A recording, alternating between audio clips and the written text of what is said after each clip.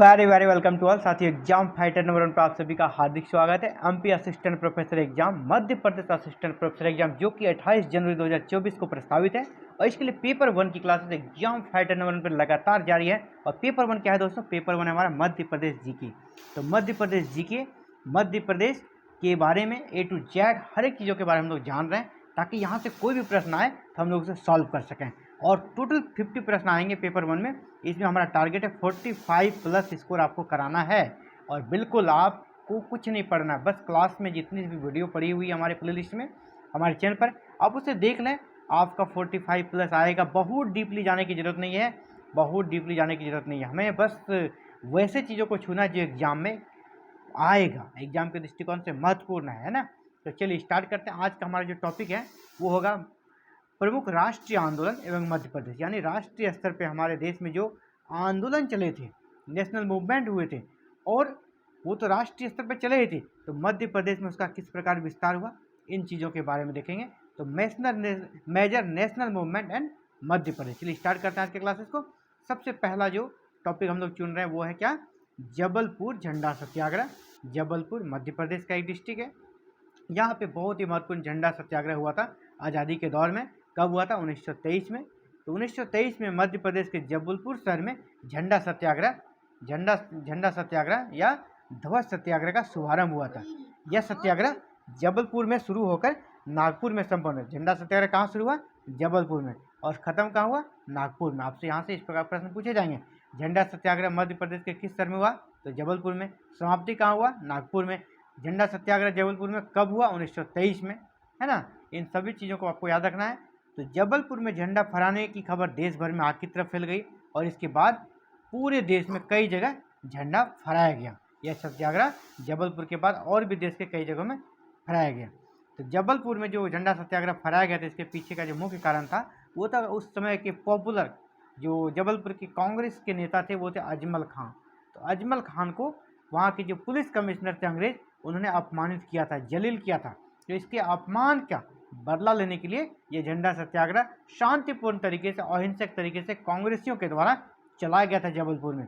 इस अपमान के विरोध में जो शांतिपूर्ण प्रदर्शन किया गया, जो जुलूस निकाला गया, उसमें सबसे प्रमुख नेता थे पंडित सुंदरलाल, सुभद्रा कुमारी चौहान जो कवित्री भी थी। इनकी कविताओं को आप बहुत सारे पढ़े होंगे, है ना, बचपन में भी पढ़े होंगे। लक्ष्मण सिंह चौहान आदि ने जुलूस में भाग लिया। किसने? सुंदरलाल, सुभद्रा कुमारी चौहान और लक्ष्मण सिंह चौहान ने। राष्ट्रीय ध्वज फहराने के कारण ये झंडा सत्याग्रह हुआ। इसमें राष्ट्रीय ध्वज जो फहराया गया, इसके विरोध में कह सकते हैं कि एक तरह से अंग्रेजों ने क्या किया? पंडित सुंदरलाल को 6 माह की कारावास की सज़ा सुनाई। राष्ट्रीय ध्वज फहराना इतना बड़ा अपराध था साथियों कि पंडित सुंदरलाल जी को 6 माह का कारावास की सज़ा सुनाई गई। ये प्रश्न आपसे पूछा जाएगा, पंडित सुंदरलाल को किस सत्याग्रह के दौरान 6 माह कारावास की सज़ा दी गई थी? जबलपुर झंडा सत्याग्रह के दौरान। या पूछा जाएगा कि अजमल खां किस झंडा सत्याग्रह से संबंधित थे? तो जबलपुर झंडा सत्याग्रह। या तो पंडित सुंदरलाल, सुभद्रा कुमारी चौहान या लक्ष्मण सिंह चौहान, किसी का भी नाम आ सकता है। इसमें से पूछा जाएगा कौन, निम्नलिखित में से कौन जबलपुर झंडा सत्याग्रह से संबंधित नहीं थी। इसके अलावा कोई एक नाम दे दिया जाएगा। तो इसीलिए आपको एक एक चीज़ को ध्यान से देखना है। और मैं बहुत डिटेल्स में नहीं जा रहा हूँ। और भी आंदोलन जैसे असहयोग आंदोलन, अगर हम इसको असहयोग आंदोलन पे ही सिर्फ क्लास लें कि मध्य प्रदेश में असहयोग आंदोलन का विस्तार किस प्रकार हुआ, तो आप देखेंगे कि 2-3 क्लासेस लग जाएंगे। बहुत बड़ा, एक एक डिस्ट्रिक्ट में किस प्रकार विस्तार हुआ, उन सभी चीज़ों को हमको पढ़ना होता है। लेकिन यहाँ पर उस तरह नहीं पूछा जाएगा आपसे, क्योंकि ये आपके सब्जेक्ट के लिए डीपली पूछा जाएगा। ये बस आपका कह सकते हैं स्क्रीनिंग टेस्ट है ना, मध्य प्रदेश जीके का। तो हमको बहुत डीपली जाना है। जो एग्जाम के दृष्टिकोण से, एग्जाम के पॉइंट ऑफ व्यू से इंपॉर्टेंट है, उन्हीं चीज़ों के बारे में हम लोग देखेंगे। तो असहयोग आंदोलन को बहुत ही शॉर्ट तरीके में, जहाँ से प्रश्न बार बार टच करता है, उन्हीं चीज़ों को हम लेके चल रहे हैं। तो असहयोग आंदोलन में मध्य प्रदेश की जनता ने बढ़ चढ़कर भाग लिया था। और इसमें सबसे प्रमुख जो नेता थे मध्य प्रदेश में असहयोग आंदोलन के दौरान, वो थे प्रभाकर डुंडीराज। मध्य प्रदेश पे जिस प्रकार राष्ट्रीय स्तर पे गांधी जी प्रमुख थे असहयोग आंदोलन में, तो मध्य प्रदेश में सबसे प्रमुख कौन थे? प्रभाकर डुंडीराज। आपसे पूछा जाएगा प्रभाकर डुंडीराज किस आंदोलन से संबंधित थे मध्य प्रदेश में? तो वो हमारा असहयोग आंदोलन। असहयोग आंदोलन के दौरान वर्ष 1922 में क्या हुआ?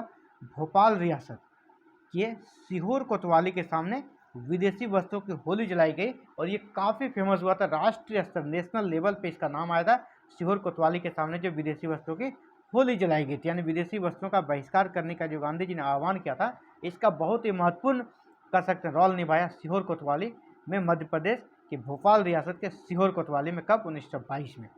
तो असहयोग आंदोलन के बारे में हम लोग बहुत डीपली नहीं जानते कि बहुत सी चीज़ें आपको मिलेगी, ये पढ़ लें वो पढ़ लें, उस पर आपको ललचाना नहीं है साथियों। आपको बिल्कुल अपने आप को फिक्स रखना है, हमको इतना ही पढ़ करना है, क्योंकि नहीं तो आप इसी में खो जाएंगे फर्स्ट पेपर में, पेपर 2 में फिर आपको दिक्कत हो जाएगी। इसलिए बहुत डीपली हम लोग नहीं जाएंगे। नमक सत्याग्रह, नमक सत्याग्रह राष्ट्रीय स्तर पर गांधी जी ने किया था, है ना। 6 अप्रैल 1930 को गांधी जी ने नमक सत्याग्रह की शुरुआत की। तो इसका प्रभाव मध्य प्रदेश में भी पड़ा। तो मध्य प्रदेश में का जबलपुर में सबसे ज़्यादा रहा, सबसे आरंभिक प्रभाव रहा। तो जबलपुर में सेठ गोविंद दास तथा पंडित द्वारिका प्रसाद मिश्र के नेतृत्व में 6 अप्रैल 1930 में नमक सत्याग्रह की शुरुआत की गई। गांधी जी ने कहाँ किया था? दांडी में, गुजरात के दांडी में किया था। और जबलपुर में किसने किया? मध्य प्रदेश के जबलपुर में सेठ गोविंद दास और पंडित द्वारिका प्रसाद मिश्र, दोनों का नाम आपको याद रखना है और प्लेस का नाम याद रखना है। मध्य प्रदेश में नमक सत्याग्रह की शुरुआत कहाँ हुई? जबलपुर में। किसने किया? सेठ गोविंद दास और पंडित द्वारिका प्रसाद मिश्र ने। कब किया? 6 अप्रैल 1930 को। ये डेट सेम है, जैसा गांधी जी ने किया था, इसने भी उसी डेट को किया और यहाँ भी इसकी शुरुआत हो गई। सिवनी जिला में भी महत्वपूर्ण भूमिका निभाई किसने? दुर्गा शंकर मेहता ने। मध्य प्रदेश के सिवनी जिला में दुर्गा शंकर मेहता ने गांधी चौक पर, है ना, बिल चौक पर नमक बनाकर सत्याग्रह की शुरुआत किया था। सिवनी जिला में पूछा जाएगा किसने, मध्य प्रदेश के सिवनी जिला में नमक सत्याग्रह की शुरुआत किसने किया? दुर्गा शंकर मेहता ने, गांधी चौक पर। आगे चलते चाहते हैं जंगल सत्याग्रह। मध्य प्रदेश में जंगल सत्याग्रह हुआ था, वह हुआ था 1930 में। मध्य प्रदेश में जंगल सत्याग्रह कब हुआ था? 1930 में।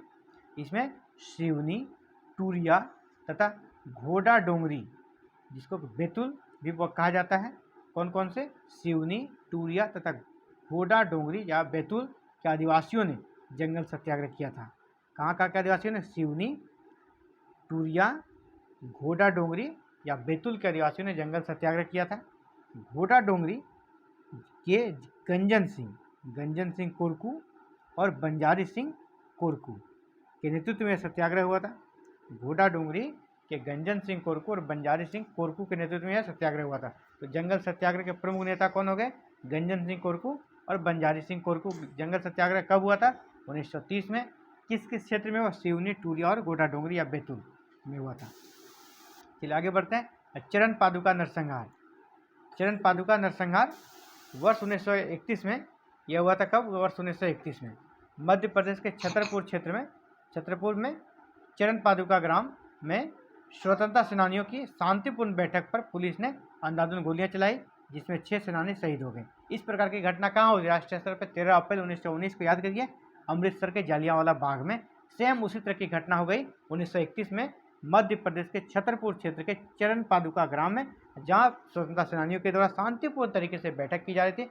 पुलिस ने बिना कोई सूचना दिए अंधाधुंध गोलियां चला दी, जिसमें 6 सेनानी शहीद हो गए।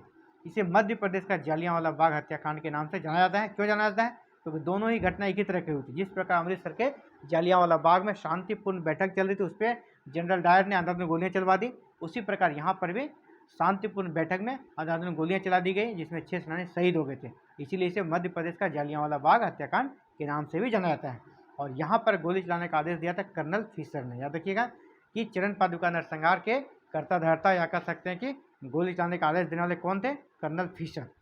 तो ये था साथियों मध्य प्रदेश के कह सकते हैं राष्ट्रीय आंदोलन और मध्य प्रदेश की में क्या भूमिका रही। तो प्रमुख राष्ट्रीय आंदोलन और Madhya Pradesh, major national movement and Madhya Pradesh. तो बहुत ज़्यादा डीपली ना जाते हो, हम लोग क्या कर रहे हैं, वैसे चीज़ों को छू रहे हैं जो एग्जाम में बराबर आते हैं। प्रीवियस ईयर देखेंगे तो आपको मिल जाएगा, इसी प्रकार का प्रश्न आपसे पूछा जाता है। बहुत डीपली फर्स्ट पेपर नहीं जाने वाला है, इसलिए आप फर्स्ट पेपर में ऐसे ही पढ़ें लाइटली, और सेकंड पेपर को अपना पूरा मजबूत करें, पूरा डीपली पढ़ें। तो ये था साथियों आज के लिए इंपॉर्टेंट क्लास आप सभी के लिए। फिर से मिलते हैं कल एक नई क्लास में। Thank you very very much for watching this video on connected exam fighter number 1। साथियों आप भी चाहते हैं पेपर 1 की कंप्लीट तैयारी, बिल्कुल सिलेबस वाइज एग्जाम ओरिएंटेड तैयारी करना चाहते हैं, एग्जाम पॉइंट ऑफ व्यू से तैयारी करना चाहते हैं, यूनिट वाइज तैयारी करना चाहते हैं और बिल्कुल जीरो फी में तैयारी करना चाहते हैं, तो आप हमारे साथ जुड़ सकते हैं। और जुड़ने के लिए कुछ नहीं, बस आपको चैनल को सब्सक्राइब करना है, बेल आइकन को प्रेस करना है और ऑल बटन को क्लिक करना है, ताकि आने वाले अगली वीडियो जब भी मैं अपलोड करूं आपको उसकी नोटिफिकेशन मिले और आप क्लासेस कर सकें। Thank you very very much for watching this video and connecting with exam fighter number 1।